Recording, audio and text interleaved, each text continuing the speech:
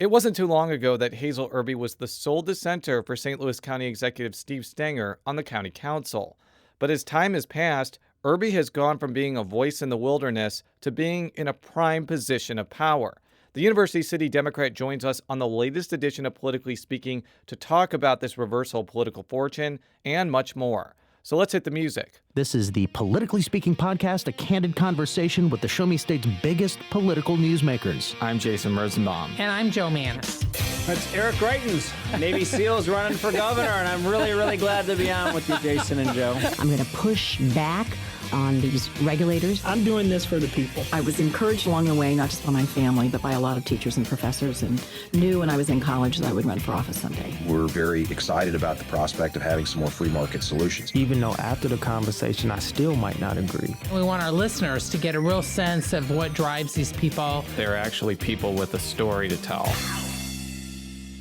And welcome to Politically Speaking. I'm your host, Jason Rosenbaum, a reporter with St. Louis Public Radio. Joining me in this unseasonably warm studio in St. Louis is... colleague Joe Mannies. I apologize for the heat. Coming back to the show for the first time since 2004.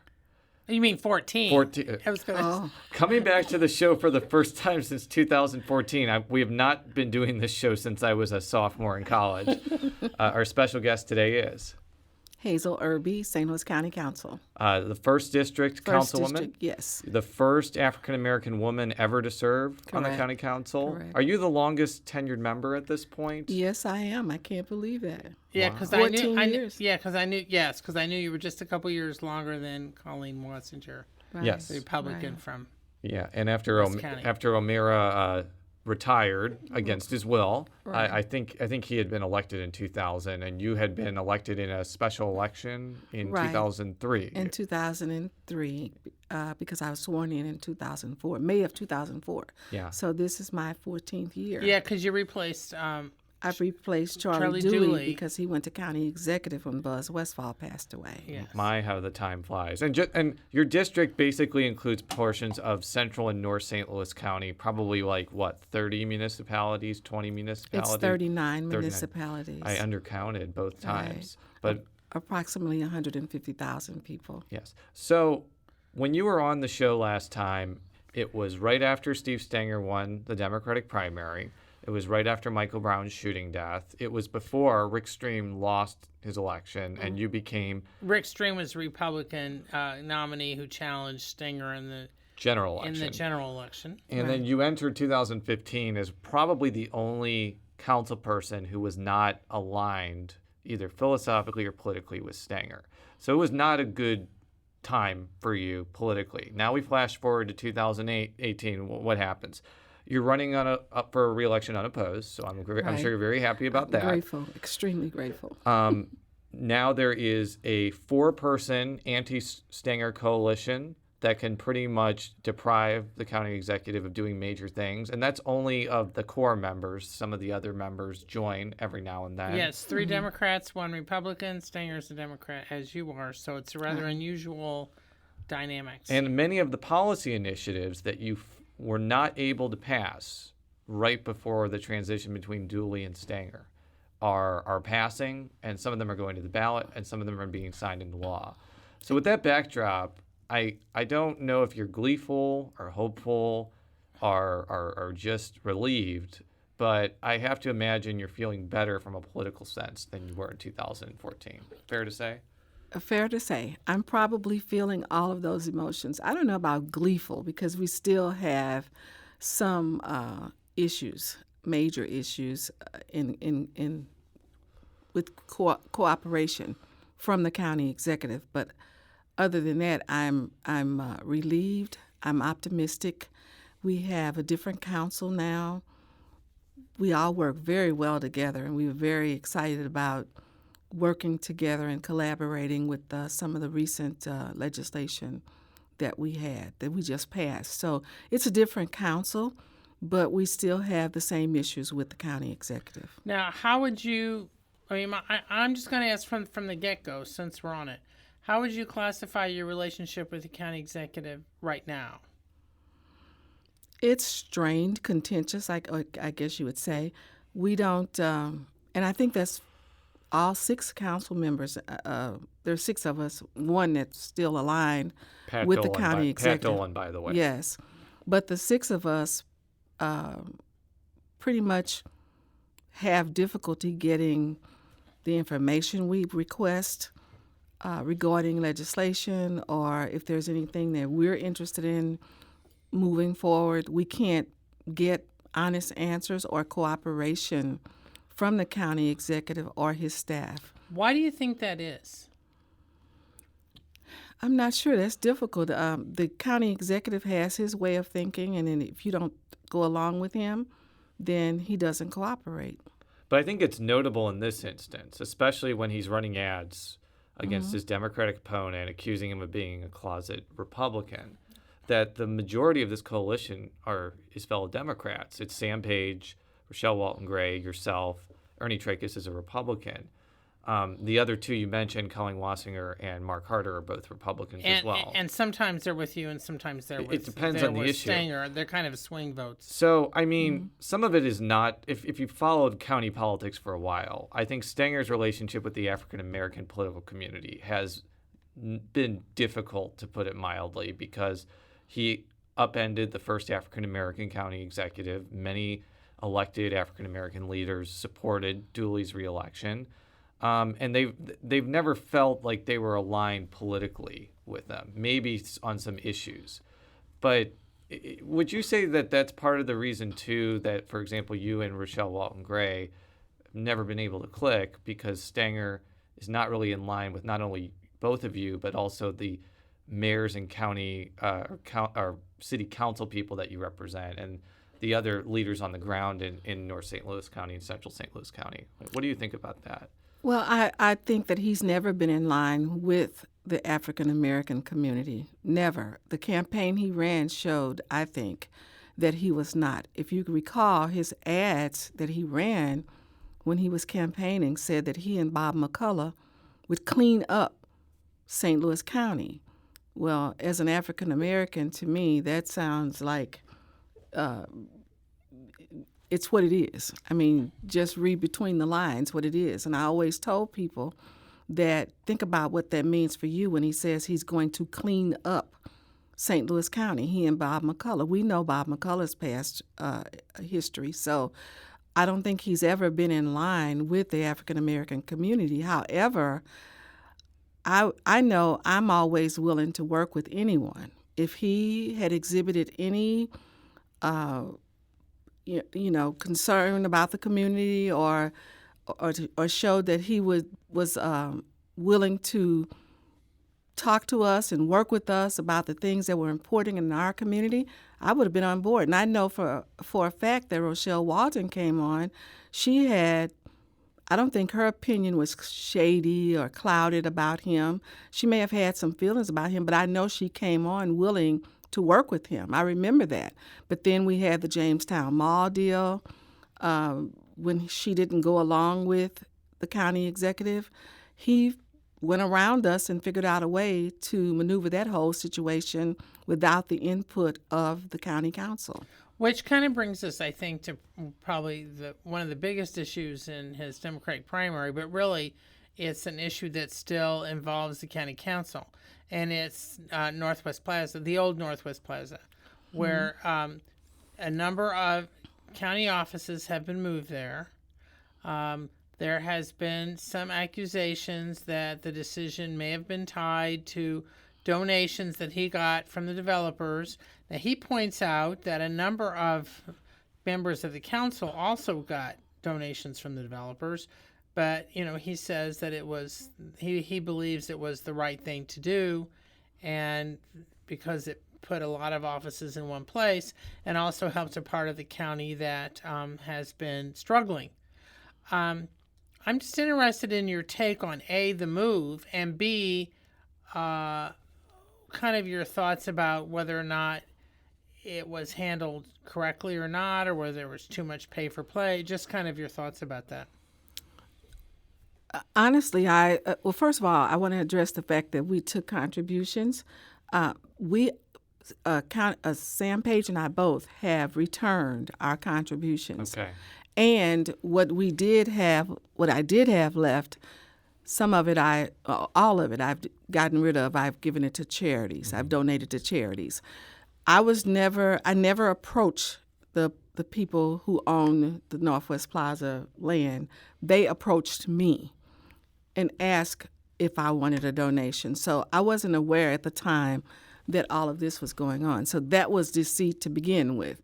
I voted in favor of the move because I thought it was the best move, because I knew the condition that our offices were over at North Oaks.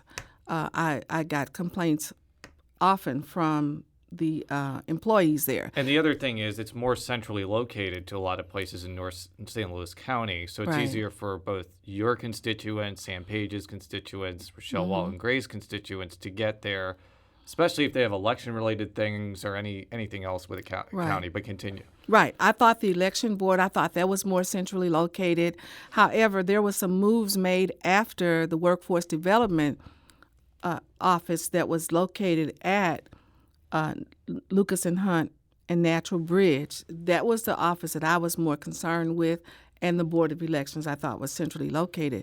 However, some of the offices that were located in Councilman Walton Gray's district, I thought was necessary to be in North County so that people didn't have to come so far away to come, for some things like paying taxes, or there were some offices that were moved. But the council was never involved in any of that. Right. Everything went on without the council approval. So what do you think should happen now? Tracus has been talking about even trying to negate the lease and putting everything back the way it was. I mean, would you go that far, or kind of what's your thoughts about what needs to be happening? I'm not sure about that. I haven't spoken with Councilman Tracus about that. I've heard that. I think I saw it in the newspaper that was something that he was thinking about. I've talked to him about it. Did you? It seems like that would cost us more money. I'm not sure. I haven't done my research on that. However, the fact that it was pay to play, I think, is evident.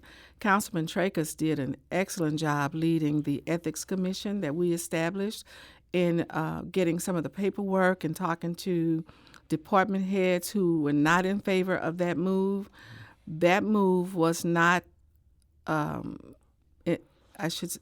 not sanctioned by the people who are the experts that work for St. Louis County in terms of the lease agreement and any of that. This seems like it was just one person who I won't name, but one of the county executive's staff members who led the charge and went about it regardless of what any of the staff in Public Works or higher up had to say about it. So I do want to just have you respond to what the county executive has said, not only about this issue, but other issues. So what I'm talking about is like the ice rink, McCullough's pension, maybe even this one, that he contends the council didn't do its diligence or homework, went along with things without researching them, and now they kind of want to walk back when there's controversy over it. I mean, that's what basically he said when we asked him about it. I'd like to hear your response to that, because I've put that question to other council members, and I'm interested to hear how you would respond to that. We're very well aware of what he said, and we accept responsibility, particularly for the pension for Bob McCullough. We had that information in front of us. However, it's buried. That's the problem that we have with this county executive, is there in the fine print. So now that's why almost every bill that comes forward from his office, we are scrutinizing it closely. The problem I have with it, and again, I say I accept full responsibility for not knowing about the pension. All of us agreed that we didn't see it, so we don't know where that language came from later on that was suspicious to us. But what my thing is that we expect when we elect our officials, we expect them to be honest and forthright, transparent, and this has not happened with this county executive. We have to do an unusual amount of scrutinizing and double checking and all of that just to make sure that we are not approving something that is not above board. It's frustrating. It's overwhelming at times. We're doing it, but we shouldn't have to do that. We should have a county executive who is transparent and has integrity. Now, so, which leads us, obviously, I mean, since you are both Democrats, I assume that you're paying attention to the Democratic primary. I mean, Stanger's only major opponent in the Democratic primary is Mark Mantovani, who has not held public office before, who is a businessman and has put in some of his own money. He says he will be more, he will be reaching out more to everyone. Has he talked to you at all, or people that you know, and will that affect how you look at the Democratic primary, at least right now? Yes, he has reached out to me. I've met with him several times. I'm not sure yet about where I'll be in the election. I'm 95% certain.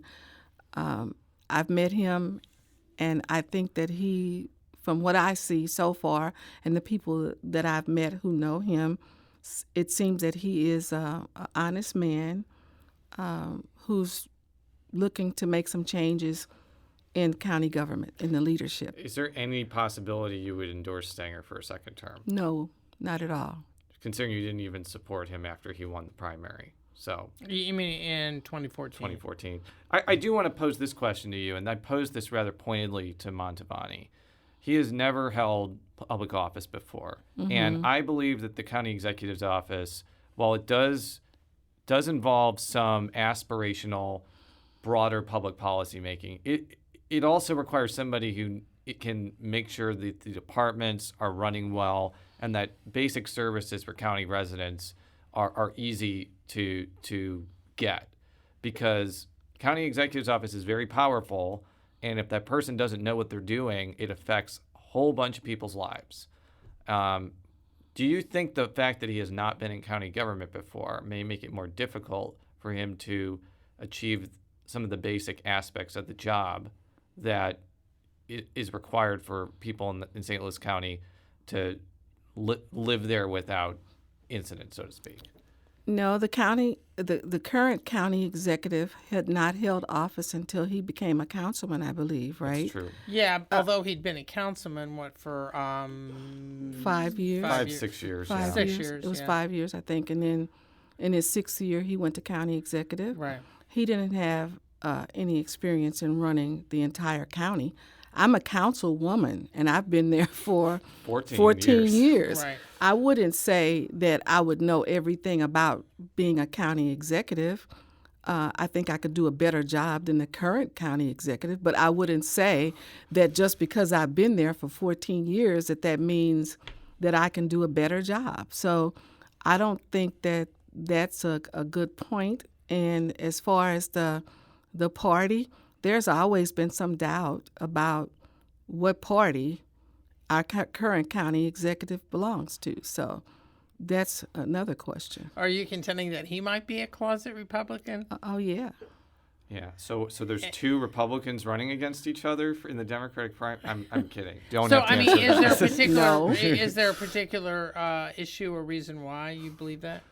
We learned that early on. We felt that early on when he first came on the council. Yeah, if I recall correctly, there was accusations from the Dooley campaign that when he ran for the first time, he was opposed to abortion rights, and then he Right. became in favor of them. I remember writing about that near the end. At this point, though, the county executive is in favor of abortion rights. County council doesn't really do very much on that issue No. unless you want to put a Planned Parenthood in unincorporated St. Louis County, which I don't see happening. I do kind of want to shift to some of the things the council is doing, and I want to talk about probably one of the most. Oh, Joe. I do want to say there are a number of Planned Parenthood clinics in St. Louis County. It's just none of them offer abortion services. Thank you for that important point. I do want to talk about the issues, because one of the issues that just passed in the county council we did write about it. I want to make clear that I didn't write about it. Chad Davis wrote about it, but I think is one of the most important public policy developments in recent history, both in St. Louis City and St. Louis County, and that is definable minority participation benefits for county contracts. Right. And they also passed something similar in the city. So I think that this is going to be a pretty big deal. But in the county, it's taken years to do. I mean, this has been going back and forth, and there's been controversies, and it's been killed a couple times. So the fact that it finally Passed passed is a a big deal. little over a week ago is a big deal. I'm just and you deserve many of the accolades that you're getting over it. I'm just interested if you could walk us through a little bit about the process that led to it, and are you okay with some of the percentages that it recommends? Would you have liked something stricter? I'm just interested in your take on how you got where you are now and what you think should happen next. Well, it's been a long journey, and I've had, I appreciate the accolades, but I've had excellent support from people in the community who have fought for this for a long, long time. And so they worked with me to draft the legislation because I didn't know anything about the figures and whatever. I just know that it was not fair. It was, we needed to level the playing field.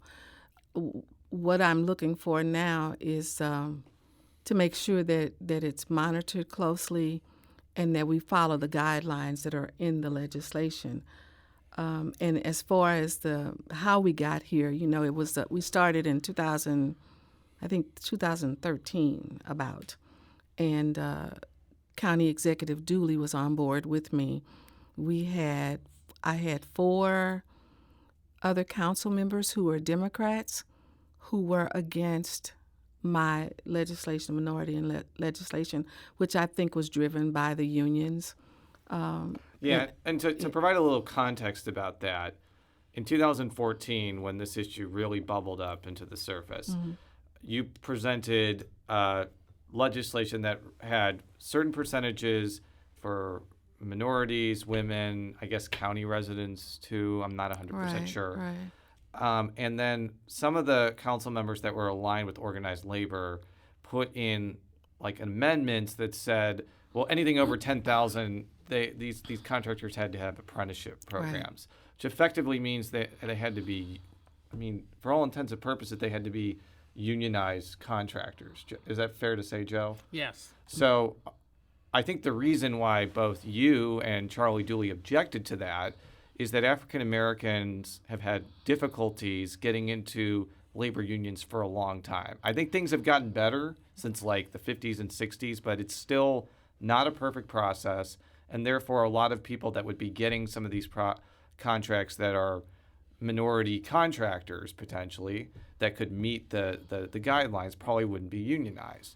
Am I laying this out fairly? No, I want right. to make sure that I'm No, saying you're this absolutely accurately. right. You're absolutely right. The bill that I had assured us that we would have a chance, an opportunity, that minorities and women would have an opportunity to compete. However, the Councilman O'Mara watered down the bill that I had, and that was the bill that was approved. So from there, I think county executive, and it's been such a long road, but there was a disparity study that was required, and Stinger came in and eventually asked for that disparity study. So when we got the results of the disparity study, it indicated and it proved that like 0.8% or something like that, 0.8, some numbers behind, 0.822 something percent of minorities only had received opportunities to compete on contracts and whatever. So everything we put in this bill was addressed in the disparity study. Yeah, one of the interesting things I thought about the bill when I was going through it the night it passed was that it does require 51% ownership of a firm by a minority or a woman for it to be considered minority or woman-owned. And one of the reasons for that, for listeners, is that for decades, this goes back to the 70s, the county would highlight its, contracts or subcontracts to minority or women-owned businesses. Well, they were figureheads. They weren't really, in many cases. I want to emphasize. Right. We have a lot of that. They were figureheads, and really the firms were run by somebody else, and they had just put that person up there in order to get a leg up in getting the county contract. And so I thought that was particularly interesting in the bill that's passed, is that it wants to make clear that these firms are indeed owned majority-wise by a woman or a minority. And I would also imagine there's workforce percentage requirements too. It's not only the fact that they're owned by a minority or woman, but also that the people that are going to be doing the contracts, they have to be... Well, it varies. It varies depending on the businesses. In some cases, they're trying to get... some of the requirements are like 15%. Some of the requirements are 25%. It depends on the type of work that they're right. It's 24% minorities and 9.5% women owned. And in architecture and engineering, it's 16% minority owned and 15% women owned. Right. Appreciate the numbers. So this is my question. I know it's a different council, but the county executive is still pretty heavily aligned with organized labor. I mean, I would imagine that most of the labor unions are going to be supporting him over Manavani, which is probably yes, they are. I wrote a big story about it which last is going to week. be good politically for him because labor unions are a powerful political force, and also a lot of ordinary people are in labor unions. How did the council and the county executive get over that roadblock that was so impassable in 2014? It does labor support what was finally passed? I mean, did they kind of shift as well? Yeah, I'm really curious about that part because it seems like that's in 2014 it was an intractable thing for labor unions. They had to have that apprenticeship requirement. And I assume that there's none in this one. So what happened? I still say it's a different council, and they realize that it's time. It's long overdue. The support that I had, I think, had nothing to do with the unions. They didn't come on board. They didn't talk to us. Now, Associated General Contractors was very outspoken and gave us input, as well as, I don't know, there's a couple others maybe, but we collaborated. I think it was a collaboration of different groups or whatever, and we came together, we compromised, and made sure that we didn't water the bill down like the one was in the past. And some of the things we were kind of struggled over the last week or two, but eventually we reached a compromise, and it was all about collaboration. 7-0 too. Right, 7-0. So Amazing. even if Stenger wanted to veto it, it would get overridden. So although he says he supports, I think he's final gonna. version. I think That's he's what gonna said. sign That's it. what I've heard. Usually, I mean, Pat Dolan is a longtime member of a labor union. He's heavily aligned with them. The fact that he went and voted for it, I think, is a sign that organized labor is not going to oppose this effort. As I mentioned on the outset of this topic, this also passed in St. Louis City, and Mayor Lyda Cruz and many within her political orbit are heavily tied to organized labor, and I think she's going to sign a similar bill. So it seems to me that since Stenger and Cruzen basically have the same political operation, I mean, they do.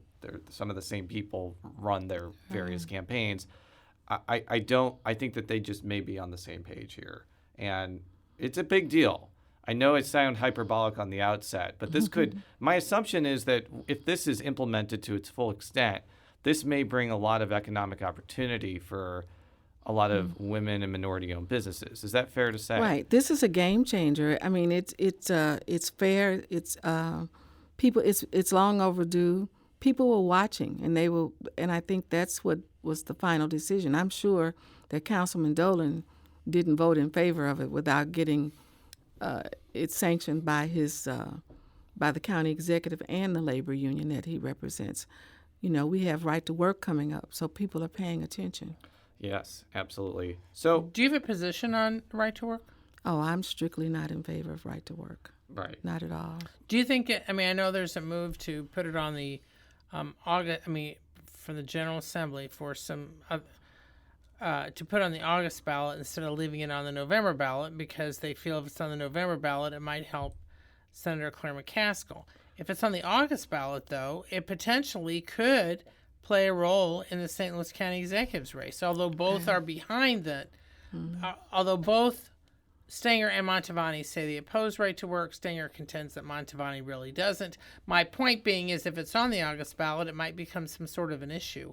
I'm just interested in your thoughts about what you're hearing from your constituents, or do you think, do you have a view of where it should land as far as August or November? I think that my constituents will vote properly because, when I think about it and I think about our families and how we came up, my father was a staunch union supporter. He worked with the unions, and our middle income family was because of the unions. So, and I think that many of us in my neighborhood feel the same way, and that we will go out and vote accordingly. I don't think the majority of us are in favor of right to work. Yeah, and I gauge that's the sentiment, but as we've talked about over the phone before, I think this fight over minority participation did sour a lot of African American political leaders on doing what labor wants.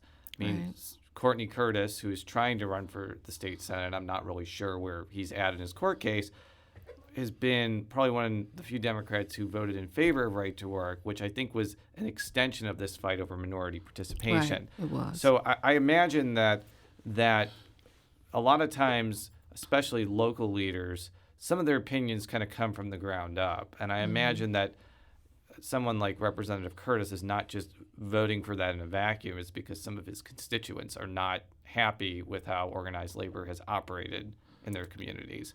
I'm just going by what he's told me. I'm sure labor unions would disagree with that analysis, but I'd be interested in your thoughts on that. No, we don't disagree. I don't disagree with the opinion that Courtney Curtis had.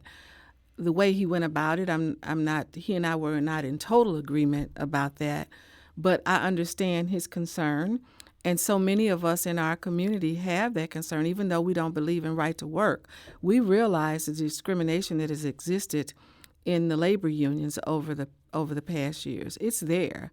My husband works for one of the utilities, and just when he goes to the union to if he has an issue, he's treated differently at times than his coworker, his white coworker with the union. So they decide whether they're going to take a stand with him. It's sometimes different, or their decision to take a stance with him is sometimes different from his coworker. So we understand all of that, but we also know that without the unions, I don't know where some of us would be on our jobs. Yeah. I want to go through some of the charter amendments that were passed yesterday or are going to be passed. I think you voted for many of them. The ones that come to mind are providing the council with their own legal representation. Is that true? Yeah, Right. what it allows them to do is to hire outside legal representation. It wouldn't be staff. It would be they could go out and hire their own. Because right lawyer. now the county councilor, who's appointed by the county executive, does a lot of the legal legwork for the council. And when you have a council that doesn't agree with what the county executive is doing, well, that can create some friction, which I imagine is the reason behind that particular charter amendment. Right. There's a conflict of interest, of course, because that's I think has created some of the dissension on the council, or maybe the majority of it, because when we ask for legislation, if the county executive doesn't agree with it, it doesn't come down at times, or we have a hard time. We have to keep badgering until we get it. He works for the county executive, and we understand that. We understand that he wants to keep his job, but in the meantime, that doesn't help us. So we need our own representation. So that's number one. Number two is it's a provision. Okay, to simplify it, Tracus, who is part of your coalition, Republican from South County, he right now faces a threat of being removed from the council because, according to prosecuting attorney Bob McCullough, a special prosecutor has been named to look into this. But the accusation is that some of the legal work he's doing on the side for school districts violates the charter requirement now that council members not have any sort of other job with other public entities. So this provision would make it so if you're doing something like he's doing, where it's some legal work or something like that, it would not help him. But the idea was it would help someone in the future. I think it allows people to do independent contracting correct, for as government work. As long as they're not full-time permanent employees, let's say, of a school district. I certainly, okay, so let's take what people think about trachis aside. I think invalidating an election and removing someone from office is a very serious step. And I can see why people would be upset with that, even if you don't like trachis. On the other hand, I could also see the solution leading to other problems. Maybe somebody does far more lucrative legal work for governmental entities than trachis. Trachis is not making millions of dollars off this work, but I could see somebody saying, oh, well, I'm just going to do millions of dollars worth of legal work for school districts or local governments now, or I'm going to enter into a very lucrative independent contracting situation where I'm making essentially full-time salary.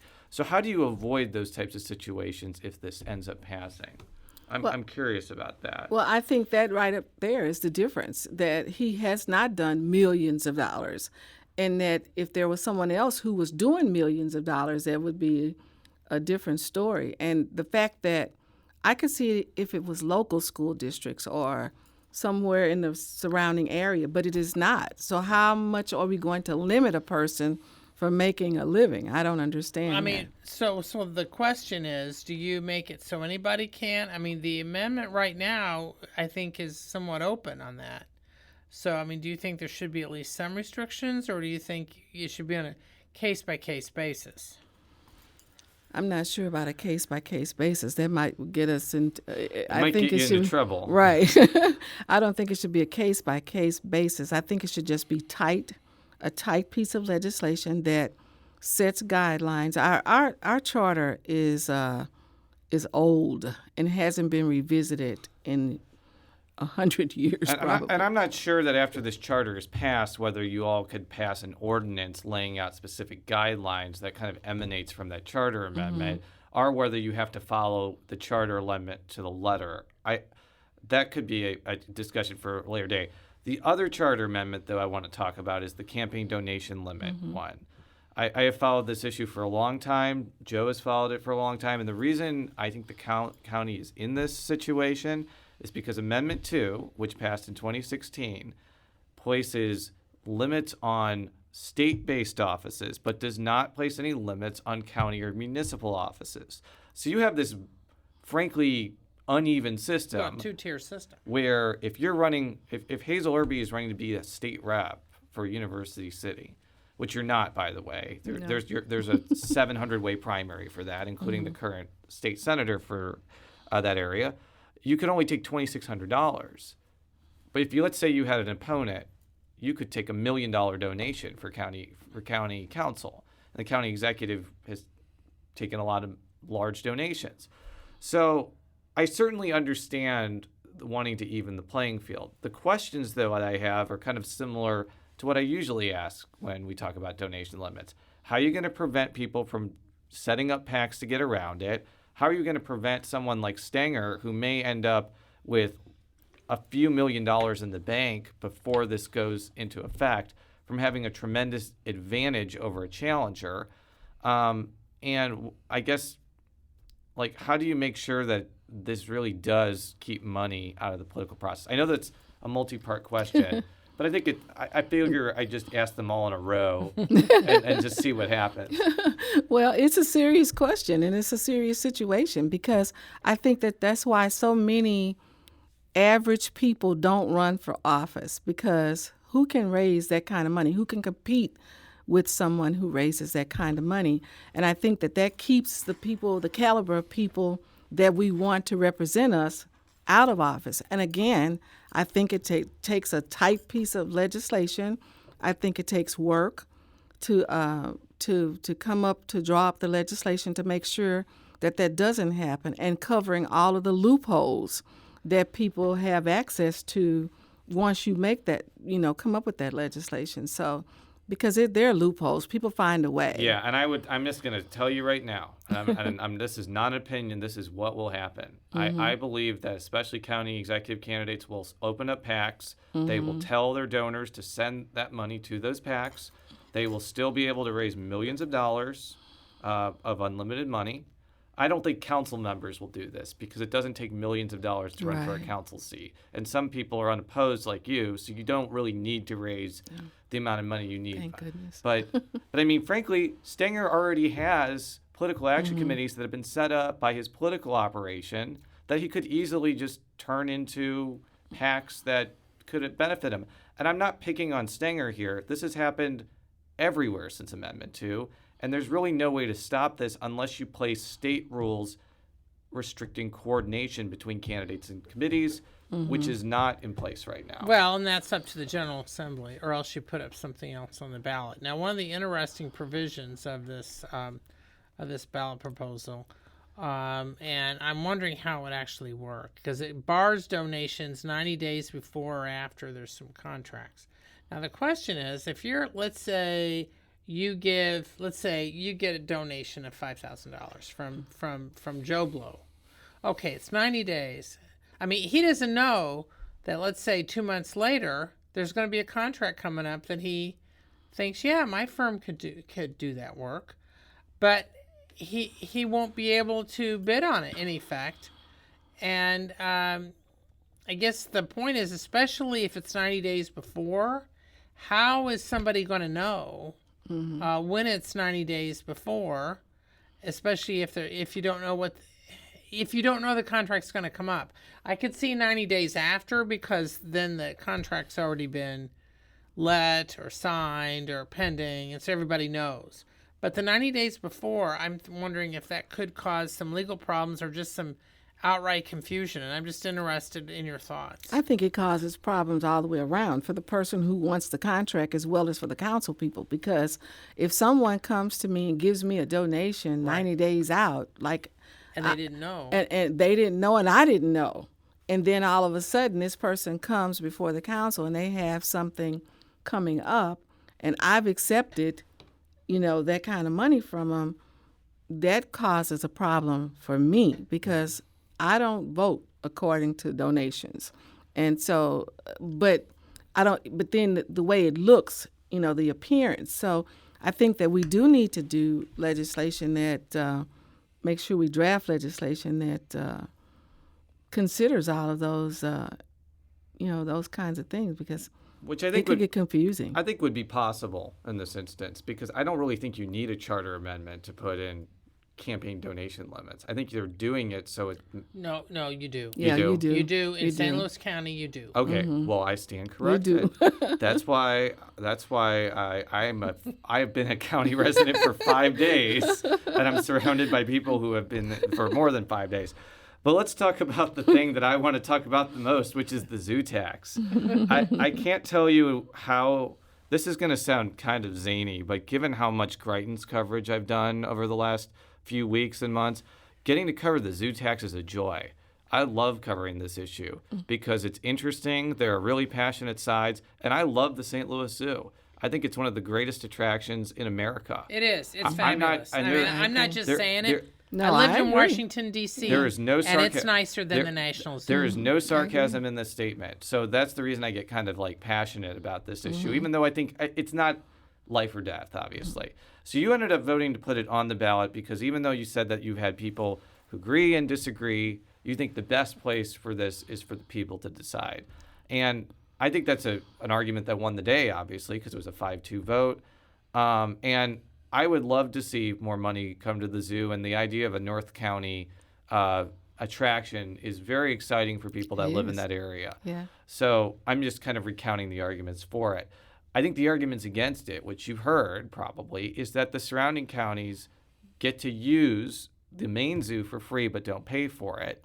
And they would be charged an admission for this new attraction, most likely. Yeah, But- and see, because they can get around the state restriction on this. Because that's what the legislation. But I think as a newly minted county resident, but a former city resident, I'm taking off my journalist hat. I'm putting on my resident hat. there's just kind of a visceral feeling when you're asked to pay more for something, when you're already paying for it through your property taxes, when the surrounding areas aren't. So I'd like you to kind of beyond just, that was a long setup because I'm kind of zany on this. I'd like to hear your feelings about it, and also for you to address I think what are going to be the concerns when it comes up to the ballot. Well, as a person who loves the zoo, my family loves the zoo. When we go to other towns on vacations or whatever, we never go to their zoo because my kids will say, well, let's go to something else because we have the best zoo in the world, so why should we go there? Well, they're right. Right. So when I was first presented with this whole thing by the Zoo Association, I was so excited. I was thrilled. And then the fact that something wonderful would be coming to North County, where I represent many of those municipalities, I was extremely excited. But then when I got the first person come to me and say, are you kidding me? More sales tax, and do you realize what we were paying? Immediately I thought, oh, this isn't about me. This is about some other people as well. And so, like I said in the council meeting last night, everywhere I go, I don't just vote lightly. I care about what my constituents think. They didn't put me there to vote my feelings. I'm supposed to represent them.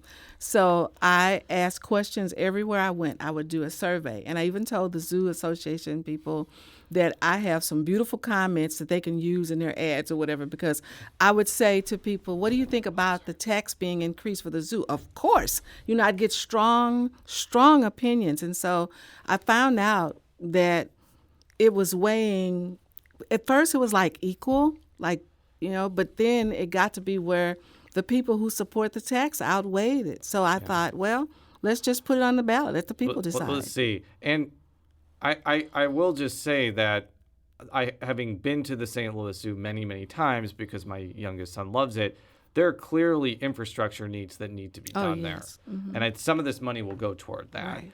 And since it is a public institution, sometimes you have to increase taxes to make sure you do that. It's just that I even presented this scenario to the president of the zoo. Make it free for everybody. I'm talking about both of them. But then charge an admission for St. Charles, Jefferson County, St. Clair County, Madison County, and any other surrounding county that doesn't pay to send a message. And I asked him, did you ever consider that? He's like, I don't think we have. And I was like, why? He's like, I guess we're not that vindictive. And then I said, well, I'm vindictive. Because but that's I why thought I they mentioned that. I must be. Well, I mean, and frankly, we've had St. Charles County Executive Steve Allman, who's a Republican, on the show several times, and he's been pretty candid. I mean, he's a big zoo supporter, but I mean, the officials in St. Charles County have not ever voted to send money to the zoo. And I think it would fail in St. Charles. But he was candid in saying, he always wondered why they didn't start charging the resident. He wasn't advocating for or against. He was just making a objective observation why they didn't force St. Charles County residents to pay. And there is precedent for this. Fee. If you go to the Botanical Garden, for example, there are certain days where you can get in for free if you're a city-county resident. And I would not advocate charging an exorbitant charge, even for those counties, which I respect immensely, but are not paying directly. It would be like $5 for adults or something. I think the counter argument, though, is it would cost money to have people to collect that money, and it could cause long lines. And there is some legitimate administration you need to do to collect that large amounts of money. So I certainly understand the arguments here, and I guess the people will end up deciding which argument weighs out. Fair to say? Right. But my last question. I think that's fair. Which is your favorite animal at the St. Louis Zoo? I like lions and tigers and bears. I like all of them. Oh my gosh.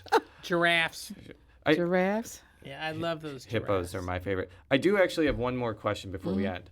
So you, as I mentioned on the outset, you're running for another 4-year term. Unless they're, I don't really think is there time for an independent candidate? I don't. to get, I mean, they would have to get signatures. I- So it- in effect, you- you've got a clear shot to victory. yeah. So I You don't can know. order I'm- the I'm cake. not- You can order the balloons now. I'm not sure. I've been wondering if there's a campaign out Yeah. there because we heard so much Yeah. about a campaign against me. So I'm like, well, are they planning something and I don't know about it? will this be your last term, or do you think you'll try again after 4 years, or is it too soon to You say? know, I learned last time not to say, because I said the last time was, and everybody said, don't say that. And then I let them talk me into doing it again. So I've had people calling me already talking about my next term, and I haven't gotten to this one yet. 20, So- Hazel Erby, 2022. I'll be in a wheelchair and on a cane. So Well, I'm not sure. yeah, I gotta ask. Yeah. Gotta ask. Well, thank you so much for coming in. Thank you for as having always. me. For all of our stories, stlpublicradio.org. Follow me on Twitter at @JRosenbaum. Follow Joe on Twitter at. J Mannies. That's JMannies. You have an excellent Twitter handle name. Right? At #1 Councilwoman. That's a great one. Yes, that is. A lot of the Twitter handles are just the people's names. That one is really cool. Yes. That, You made me do that, you know. I know. After I'm the last time I long was story. here. Long story. Long story. So, you will succeed. We'll have a great week, everybody.